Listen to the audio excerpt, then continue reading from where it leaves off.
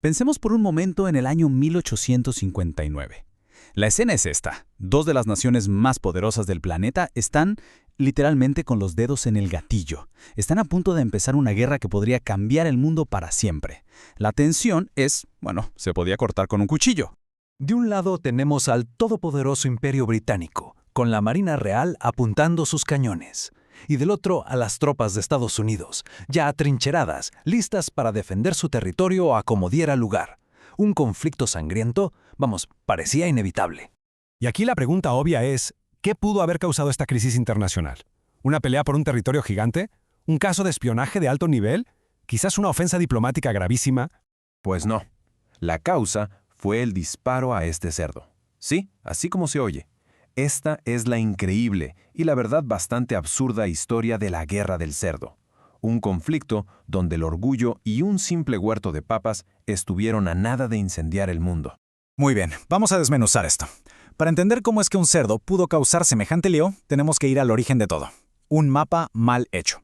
Así es, un simple error geográfico fue lo que preparó el terreno para la guerra. Todo arranca con el Tratado de Oregón de 1846. En este tratado, Estados Unidos y el Reino Unido se ponen de acuerdo para fijar su frontera en el famoso Paralelo 49. El problemita fue que dejaron una pequeña, pero importantísima, ambigüedad en la redacción. El tratado decía que la frontera debía pasar por el medio del canal. Pequeño detalle, había dos canales, el estrecho de Jaro y el de Rosario, y justo en medio de ambos estaban las codiciadas islas de San Juan. ¿El resultado? Pues que ambos países las reclamaron como suyas. Esto llevó a una situación súper tensa, con granjeros estadounidenses y la compañía británica Hudson's Bay ocupando el mismo lugar. Era una bomba de tiempo. Y esto nos lleva, ahora sí, al chispazo que encendió la mecha. Es hora de conocer a los dos personajes en el centro de esta poscomedia de enredos. Un granjero, su huerto y muchísimo, pero muchísimo orgullo. De un lado del ring tenemos a Lyman Cutler, un colono estadounidense que lo único que quería era proteger sus papas. Y del otro, a Charles Griffin, el gerente de la compañía británica que estaba convencido de que su cerdo tenía todo el derecho del mundo a pasearse por donde quisiera. Dos puntos de vista, irreconciliables. Y aquí viene lo mejor, el diálogo.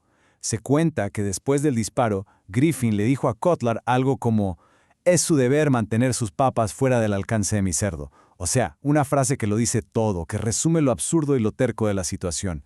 A ver, así fue como pasó todo. El 15 de junio de 1859, Cutler encuentra el cerdo de Griffin dándose un festín en su huerto, y ya harto, le dispara. Para no tener problemas, le ofrece a Griffin $10, que era un precio justo en esa época. Pero Griffin, indignadísimo, exige la suma loca de $100. Obviamente Cutler se niega, y ahí es cuando las autoridades británicas amenazan con arrestarlo, y los colonos estadounidenses, sintiéndose amenazados, piden protección militar. Y es justo aquí donde una simple pelea de vecinos escala a una crisis internacional. Es increíble cómo un cerdo muerto provoca un enfrentamiento militar masivo, totalmente desproporcionado. En respuesta a la petición de los colonos, el ejército de EEU manda al capitán George Pickett. Sí, el mismo que sería famoso en la guerra civil, junto con 66 soldados para defender la isla. En cuanto llegaron, la tensión se fue al cielo. La respuesta británica, claro, no se hizo esperar. En poquitas semanas, la situación se salió de control. Para gusto, había más de 400 soldados estadounidenses con 14 cañones en tierra, completamente rodeados por 5 buques de guerra británicos. Y estos barcos traían a más de 2,000 hombres y 167 cañones pesados apuntándoles. Una demostración de fuerza totalmente exagerada. Y justo cuando parecía que la primera bala era inminente, apareció una voz de la razón. El contraalmirante británico Robert L. Baines, al recibir la orden de atacar, se negó. Dijo que sería una completa locura involucrar a dos grandes naciones en una guerra por una disputa sobre un cerdo. Su sensatez, literalmente, cambió a la historia. La negativa del almirante Baines fue lo que permitió una solución pacífica que nadie se esperaba. Ahora veamos cómo el sentido común, aunque se tardó un poquito en aparecer, al final se impuso. Gracias a la valiente decisión de Baines, los diplomáticos ganaron tiempo. Las noticias de este ridículo enfrentamiento llegaron a Washington y a Londres. Ambos gobiernos, claro, se alarmaron y de inmediato intervinieron para calmar a sus comandantes locales, que andaban muy acelerados. Estados Unidos mandó al general Winfield Scott para negociar una salida pacífica. Y el acuerdo al que llegaron fue de lo más curioso. Durante los siguientes 12 años, ambos países mantuvieron una ocupación militar conjunta de la isla, limitada a 100 hombres por bando. Y lejos de ser enemigos, estos soldados se hicieron excelentes vecinos. Hasta organizaban fiestas y cenas juntos. Finalmente, en 1871, para ya cerrar el tema de una vez por todas, decidieron que un árbitro neutral resolviera a quién pertenecían las islas. ¿Y a quién creen que eligieron? Nada más y nada menos que al Kaiser Guillermo I de Alemania. Él, después de estudiar el caso por un año, falló a favor de Estados Unidos. Y así llegamos al dato más importante. Después de meses de tensión, con miles de soldados y cientos de cañones apuntándose, el número total de bajas en la Guerra del Cerdo fue de una. Solo una. El cerdo.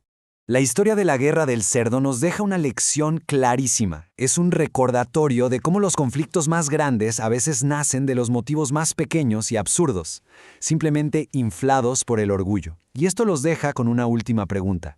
¿Cuántos de los conflictos que vemos hoy, grandes o pequeños, no son en el fondo más que un cerdo y un huerto de papas disfrazados?